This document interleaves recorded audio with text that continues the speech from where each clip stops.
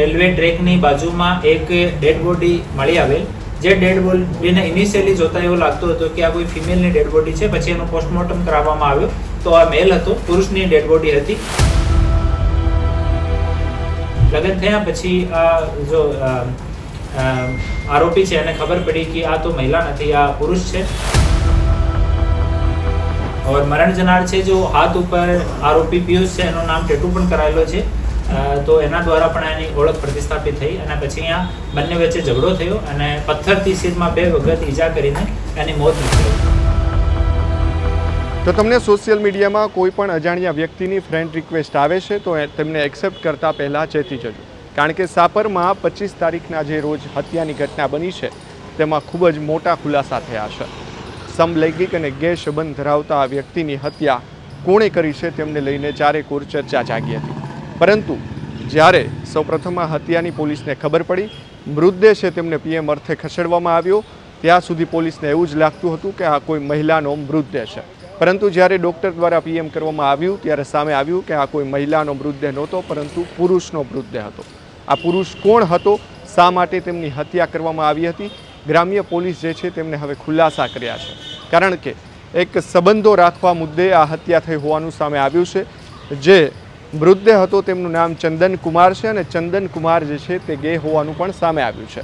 ચંદન કુમાર દ્વારા ફેસબુકના માધ્યમથી અલગ અલગ લોકોને ફ્રેન્ડ રિક્વેસ્ટ મોકલવામાં આવતી હતી અને ત્યારબાદ સંબંધો બાંધવામાં આવતું હોવાનું રાજકોટ ગ્રામ્યના એસપી વિજયસિંહ ગુર્જર છે તેમના દ્વારા ખુલાસો કરવામાં આવ્યો છે.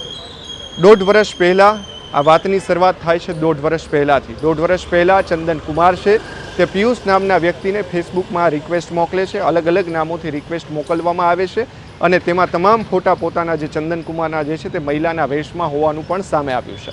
સામેવાળા વ્યક્તિને લાગે છે કે આ મહિલા છે, તેમના કારણે તે પણ તેમની સાથે વાતચીત કરે છે અને બંને સાથે રહે છે. 3 મહિના સુધી સાથે રહે છે અને ત્યારબાદ જે પિયુષ છે કે જેમની સાથે જે આ ચંદન કુમાર રહેતો હોય છે તેમાં પિયુષને ખબર પડે છે કે આ કોઈ મહિલા નથી પરંતુ આ તો પુરુષ છે. ત્યારે પિયુષે આ સંબંધ તોડવા માટે કહ્યું હતું અને આખરે સંબંધો તોડ્યા બાદ જ્યારે વારંવાર જે ચંદન કુમાર છે તે પિયુષને હેરાન કરતો હતો અને આ યાતના ન તે સહી શકતા આખરે ચંદન કુમારની હત્યા પિયુષ દ્વારા સાપર વેરાવળમાં કરી નાખવામાં આવી હતી.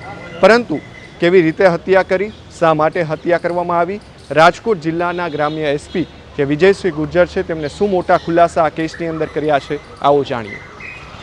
રાજકોટ ગ્રામ્ય જિલ્લાના સાપર પોલીસ સ્ટેશનમાં પોલીસ સ્ટેશનથી આશરે 4 કિલોમીટર દૂર વેરાવળ ગામની સીમમાં મસ્કત ફાટક પાસે એક ઓટો એન્ડ રિંગ કારખાના છે. ત્યાં રેલવે ટ્રેકની બાજુમાં એક ડેડ બોડી મળી આવેલ, જે ડેડ બોડીને ઇનિશિયલી જોતા એવું લાગતું હતું કે આ કોઈ ફિમેલની ડેડ બોડી છે. પછી એનું પોસ્ટમોર્ટમ કરાવવામાં આવ્યો તો આ મેલ હતો, પુરુષની ડેડ બોડી હતી અને એને શરીરમાં ઈજા હતી. તો પોલીસ સ્ટેશનમાં ઇનિશિયલી એડી દાખલ કરવામાં આવી હતી. પછી આ એડીને મર્ડરમાં કન્વર્ટ કરવામાં આવેલ અને પછી આજુબાજુના સીસીટીવી વગેરે જોયા તો આરોપી જે છે એને પકડવામાં આવેલ. આરોપીનું નામ પિયુષ છે અને પિયુષ ગાજીપુર યુપીનો રહેવાસી છે.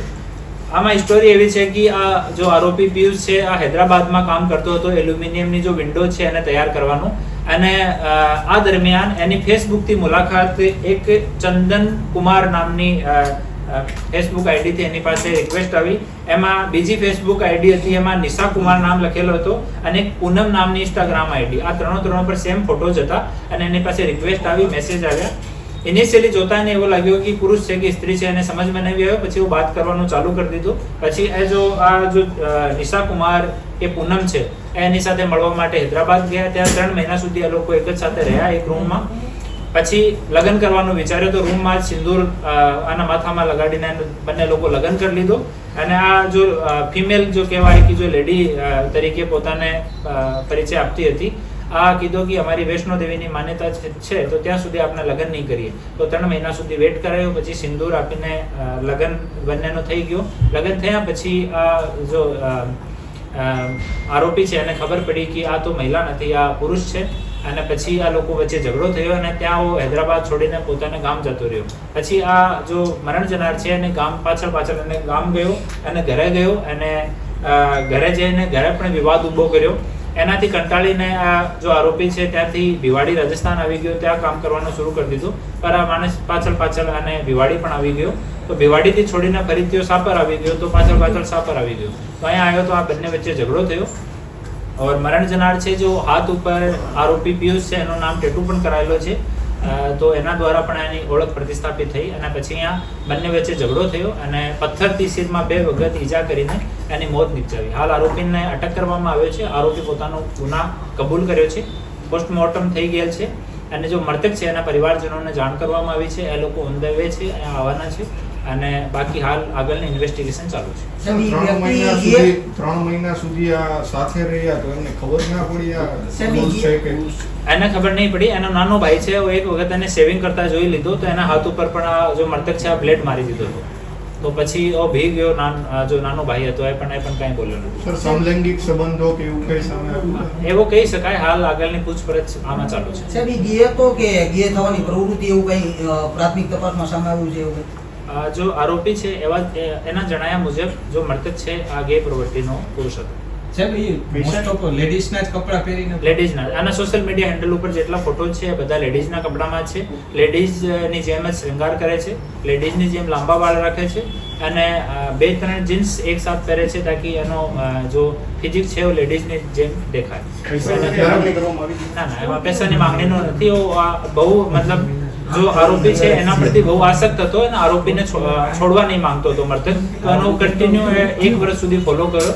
એનાથી કંટાળીને બંને વચ્ચે ઝઘડો થયો અને ઝઘડામાં શિરમાં મારીને એની હત્યા કરી. 3 મહિના સુધી સાથે રહ્યા તો કોઈ શારીરિક સંબંધ બાંધ્યા કે એવું કઈ સામે આવ્યું? પહેલા જ્યાં સુધી લગ્ન નહીં થયું ત્યાં સુધી તો વૈષ્ણો દેવીનો હવાલો આપીને માતાજીનો એને ના પાડી હતી કે ત્યાં સુધી આપણે શારીરિક સંબંધ કે લગ્ન કે પ્રેમ એવું કાંઈ વિચારવાનું નહીં. પછી જ્યારે લગ્ન થઈ ગયું એના પછી એને ખબર પડી કે સ્ત્રી નહીં આ પુરુષ છે. તો રાજકોટ ગ્રામ્ય જિલ્લા એસપીએ ખુલાસા કરતાં કહ્યું છે કે જે ચંદન કુમાર કે જે મહિલાનો વેશ ધારણ કરીને ફ્રેન્ડ રિક્વેસ્ટ મોકલતો હતો, પિયુષ સાથે 3 મહિના સાથે એક રૂમમાં રહ્યા હતા અને આખરે જ્યારે ભાંડો ફૂટ્યો ત્યારે સામે આવ્યું કે આ કોઈ જે ચંદન કુમાર છે તે કોઈ મહિલા નથી, પરંતુ તે સમલૈંગિક એટલે કે ગે સંબંધ ધરાવવાનો શોખીન હતો.